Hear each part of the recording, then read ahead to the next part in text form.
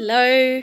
I've had this thing lying around my studio for a while, so I thought I might as well paint it today, and I know that the vast majority of people who are watching are from the Northern Hemisphere, so it's going into winter up there, and I thought I would tribute this to you guys, and since it's coming up to Christmas, I might end up doing something extra with this today. But here is what it looks like inside. There's a bunch of little paint palettes, what looks like a practice sheet, and the actual canvas. So I'm going to open all of this up and get painting. We'll see how it turns out just as it is, and then I will do something else exciting to it. So let's get into it.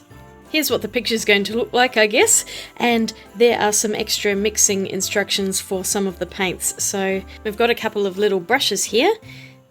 And this one says, "Believe it can be done." The other says, "Create with the heart." I have much to complain about, and the first thing is the colour of the sky. I followed the instructions. It said to mix 21 and 5 together. It made a hideous green, and I'm like, well, it does not say anywhere the ratios of the colour, so I pretty much just did half and half and ended up with this not so great sky colour. It kind of looks like some post-apocalyptic world. And it was around this point that I realised that there is not one single white in this colour palette. And so the white was replaced with this light yellow ochre colour, and it was just horrible. I hated it. Then I made a mistake here. I think I misread the number because that was really meant to be yellow ochre and not that gross green colour, which matches the sky, so I don't know how I managed to get that bit wrong. But the thing that bothered me the most is that this is a paint by numbers. I kind of expect to not have to mix any colours. I just want to paint the colours on there and not have to think about mixing, especially when it doesn't tell you the ratios of which colour needs to be more than another colour. I would have preferred it if they just had the ready-made pots of colour and added a few more numbers to it. The actual paints themselves, to give credit, were really nice and thick. They're some of the nicest paint by numbers paints I've ever used, and they were all opaque. Quite often you'll get ones that are really translucent and you can see the numbers underneath, but none of these did that. Maybe a little bit on the ochre, but that's just more because it was a lighter colour. Otherwise they were really good to work with, nice and buttery and thick. The other positive was the canvas itself. It wasn't actually a regular canvas with that texture. It was more of a piece of cardboard that had this layer of paper on, and it was a lovely silky cottony paper. It was so lovely to work on, really smooth, and the paint just sat on it really well without getting those little white spots that you will often get on canvas. So I was happy about that. But as for the rest of the picture, total disaster. I hated it immediately, and I really struggled to get through this because I was so totally over it before I'd even got halfway through it. And the other super annoying thing about it was that a lot of the numbers weren't actually sitting in the area. It would have the number and then an arrow pointing to the little space where the number was. And so if you were painting a larger area, there were all these numbers sitting on it, and you'd paint over them, and then I would not remember which little patches were which colour. So yeah, that's just a really nitpicky thing, but it was driving me nuts because I'd see the larger areas and want to do those first, but then I'd have to do all the tiny areas first, and yeah, it was just a pain. So, not my favourite paint by numbers. In fact, it's my least favourite paint by numbers that I've ever done. I just didn't like this at all, and it's one of the most depressing colour palettes. Why does it not have a white? I don't know. But yeah, I'm going to stop whinging now, and you can see the rest of this painting.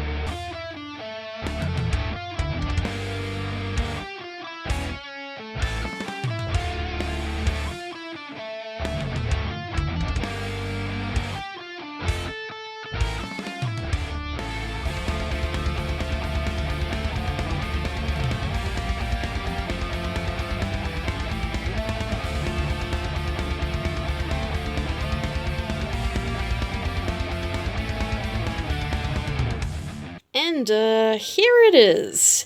Alpine Village of the Apocalypse. It's so gross. I don't like it at all. That yellow is just, ugh.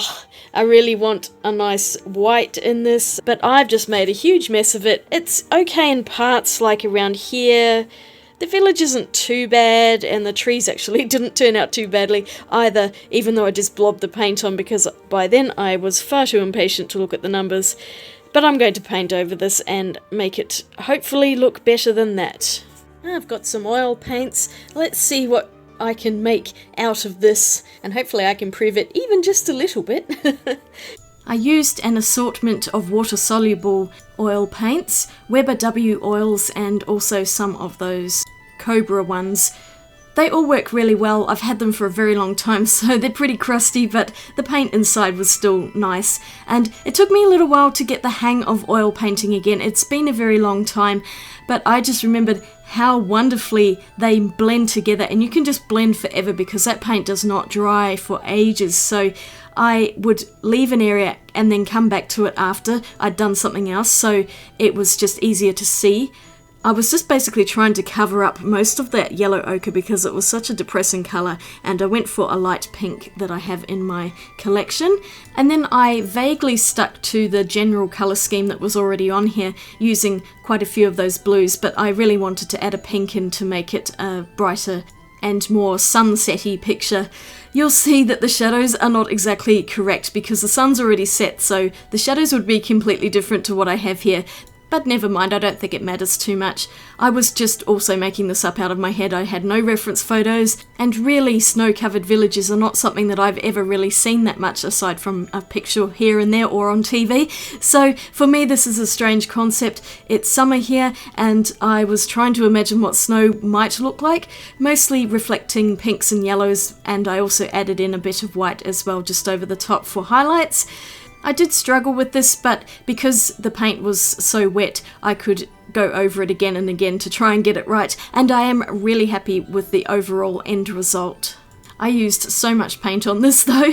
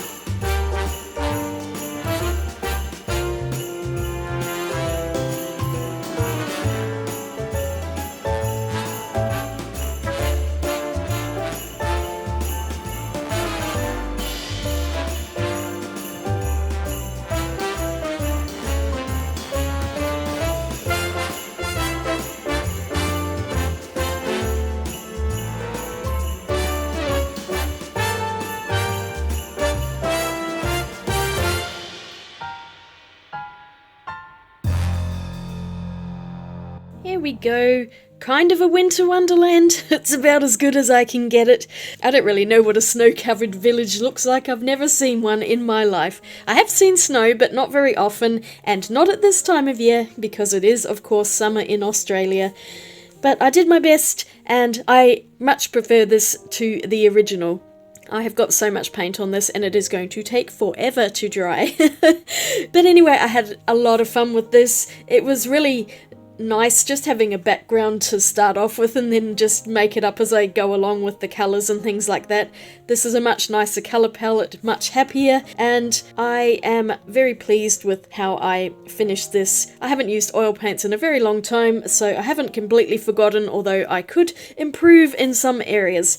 So let me know what you think of this. Is it an improvement on the paint by numbers? Thank you so much for watching this video. I hope you enjoyed it. And if you did, don't forget to give it a thumbs up and click that subscribe button. And I will see you all again really soon in my next video. Swatch you later. Bye!